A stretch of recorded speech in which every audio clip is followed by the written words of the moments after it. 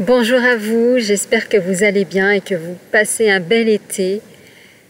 J'avais envie de vous partager ici la renaissance.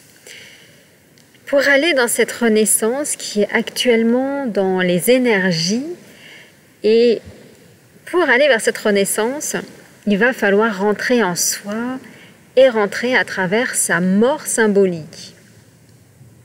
Un sujet très passionnant. Et d'ailleurs, ça vient toucher également toute cette partie en soi de l'abandon à la source, à Dieu, à son âme.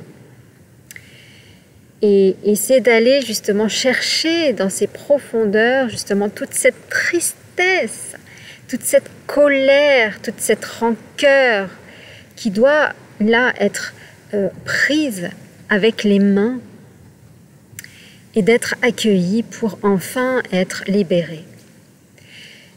Être libéré, oui, ça va être un premier processus, mais ça va être pour ensuite donc faire de la place afin d'y intégrer votre lumière, la pure source, c'est-à-dire l'alchimie, la connexion, la reliance avec la lumière, avec votre lumière intérieure et cela en fait c'est un vrai processus. Celui qui m'a été proposé dans mon lien de flamme jumelle, c'est le processus de la voie royale. C'est un magnifique chemin alchimique avec la famille royale. Donc j'ai eu Jésus qui m'a montré le chemin, qui était là à mes côtés. J'ai Marie également qui m'a redonné la nouvelle naissance. Cette naissance que parle justement ce livre de la Bible et qu'a vécu Jésus et qu'on parle aujourd'hui, eh bien, je revis cela à ma façon avec tous les processus alchimiques. Et actuellement, j'en suis dans la mort, celui où on est sur la croix, et où on s'est cru, bien évidemment, être cet être terrestre, non aligné, mangeant de la nourriture qui ne nous nourrissait pas. Et c'est justement cette extraction-là qui se fait actuellement. Et la voie royale, c'est également avec Dieu. C'est également avec les astres, avec les constellations. C'est également avec les anges, les archanges, les maîtres ascensionnés. C'est tout cela, en tout cas, qui permet l'alchimie. Et c'est cela que moi, vous propose à travers mes accompagnements, c'est cette voie alchimique de la voie royale. Donc, avec tous ces archétypes et de venir le vivre véritablement avec le corps, avec votre âme, avec votre être.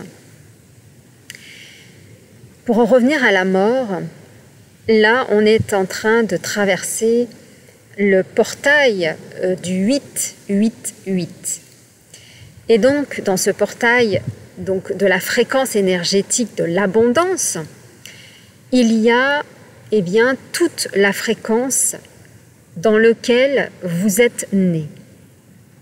C'est-à-dire que si vous êtes né à travers un 8, un 17 ou un 26, eh bien, c'est à travers cette fréquence-là de renaissance que ça va s'opérer. Et c'est donc à travers votre année qui est en lien, bien évidemment. Donc là, on est en année 8, donc ça correspond également avec ma fréquence vibratoire de mon âme. Et il y a toute cette épuration-là.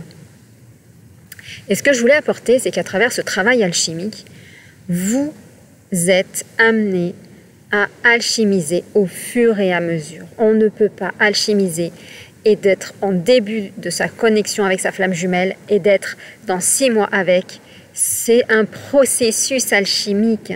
Ça vient vous chercher dans l'être, dans l'âme, dans vos vibrations pour vous réaligner, vous reverticaliser à la lumière, pour refaire redescendre la source en vous, la lumière qui se positionne au niveau du plexus solaire. Donc c'est la dernière transmutation de l'être, sa lumière. Vous pouvez faire ce que vous voulez, le visualiser, ça ne fonctionne pas parce qu'il n'y a pas d'alignement. C'est parce qu'on est encore attaché à l'ancien monde. Pour se détacher de cet ancien monde, il y a un décrochage à faire. C'est le décrochage avec cet ancien monde. Et ça va venir nous chercher dans les loyautés, dans les croyances limitantes, dans les peurs, dans les doutes. Et cela, votre flamme jumelle vous le montre, vous le propose à travers votre lien que vous avez avec votre flamme jumelle. Et d'ailleurs, il y a énormément d'informations qu'elle vous transmet pour aller alchimiser, parce que vous avez les codes, vous avez les clés. Et à l'issue, justement, quand on est dans sa mort et sa résurrection, donc sa mort symbolique de son ancien monde, de son ancien paradigme, de son ego, en fin de compte, on y dépose sa peau au sol pour gravir l'échelle du divin et d'aller justement travailler avec les êtres divins. Et bien là, on est dans une activation de la source. Et donc, ce processus-là où on dépose sa peau, ça demande véritablement de l'aide extérieure, c'est-à-dire des accompagnements, mais également toute la partie énergétique avec les astres, les planètes, même les mythologies qui m'ont beaucoup apporté, la mythologie grecque, romaine également, les constellations, comme je le disais. Donc pour ce décrochage à qui vous étiez, pour renaître à qui vous êtes à travers votre âme, à l'essence divine. Et donc, à l'endroit de la croix, la croyance, eh bien, il y a cette dépendance. Dépendance à l'amour, l'argent, la vie, à la santé. Il y a toutes ces peaux mortes, justement, à lâcher. Et dans ce processus alchimique, eh bien, ça vient même mettre des mots à travers votre corps. Votre corps, il l'alchimise également. Tout le corps se met justement à s'épurer, à lâcher justement tout ce qui n'a plus à garder, donc d'aller faire sa pelade intérieure, hein, c'est faire comme une mue tout simplement, comme son serpent, parce que à cet endroit-là de mort et de renaissance, c'est-à-dire quand on réintègre sa lumière à travers ses mains, sa tête, ses pieds, son corps, eh bien, il y a la Kundalini, il y a ce serpent. Vous savez, celui, comme on dit, qui a fait manger le fruit défendu. En l'occurrence, c'est bien tout autre chose. En fin de compte, le serpent, c'est la sexualité, c'est la féminité, c'est le mouvement de vie. Et c'est cela aujourd'hui qui est manquant dans l'humanité, c'est de réintégrer son serpent intérieur pour redevenir, pour réintégrer son féminin et son masculin et qui fasse ce 8, vous savez, ce 8 qui s'enlace, voilà, qui fait ce mouvement du S et qui justement est un mouvement de souffle en fin de compte, hein, le souffle de l'inspire et l'expire. D'ailleurs, Dieu à Adam a donné son expiration. Il a expiré, il n'a pas inspiré. Donc là, ça nous permet à nous aussi de faire ce mouvement d'expirer sa mort. C'est de faire sortir ce qui n'est plus, c'est de rendre ce qui ne nous convient plus pour être aligné à ce qui nous convient. Je vous invite à vous poser la question, quel est mon avantage de rester dans cette situation? Exemple, quel est mon avantage de rester dans la pauvreté? Et d'aller regarder à l'intérieur de vous, c'est quoi cet avantage? C'est de rester avec, c'est de ne pas se sentir abandonné, c'est d'être fidèle à ma lignée, d'être pauvre, c'est de faire la victime, c'est de vouloir me faire aider, vous voyez, dans le fait de ne pas se mettre en responsabilité. C'est cela. Allez regarder en vous. Et c'est comme ça que vous allez trouver en vous ce qui vous appartient dans l'alignement, afin de détacher et de lâcher prise sur votre propre dépendance à travers vos blessures, les dépendances, dépendance affective, dépendance avec les croyances. Et d'ailleurs, je voudrais vous proposer ici un exercice en lien justement avec les croyances dans l'énergie du 8, donc avec l'abondance.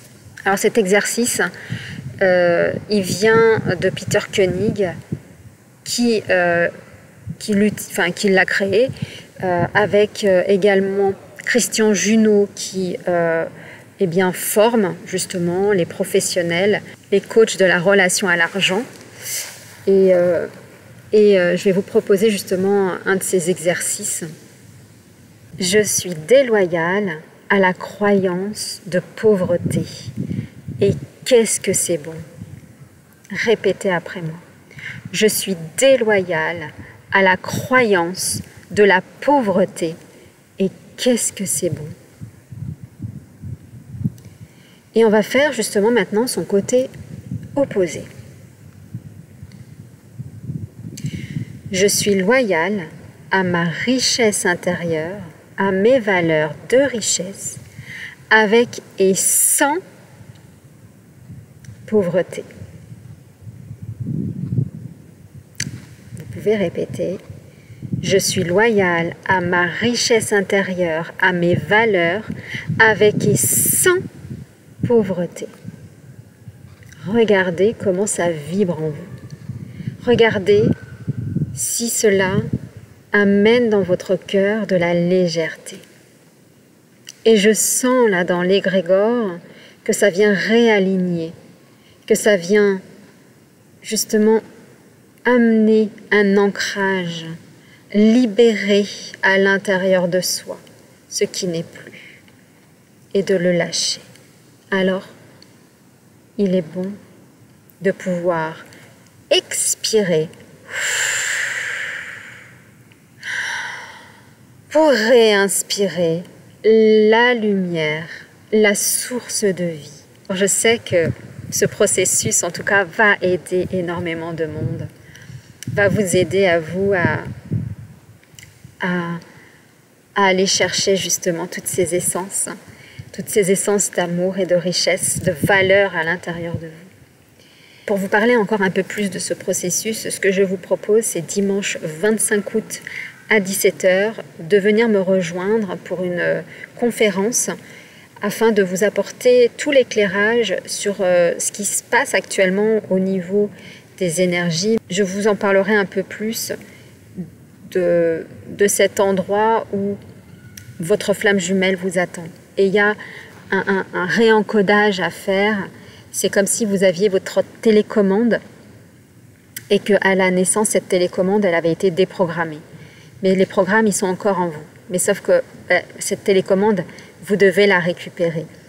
Et c'est tout ce chemin-là, c'est récupérer sa télécommande pour cela. Réapproprier cette clé, en fin de compte, et de la remettre à la fréquence de votre incarnation. Et c'est à ce moment-là que votre flamme jumelle arrive. Mettez des commentaires, je serais ravie de les lire pour savoir où vous en êtes aujourd'hui dans votre alchimie, où vous en êtes de votre parcours, de votre chemin de transmutation et de retour avec votre flamme jumelle. Je répondrai à tous vos commentaires si vous me posez des questions. Et puis je vous dis à très vite pour une prochaine vidéo.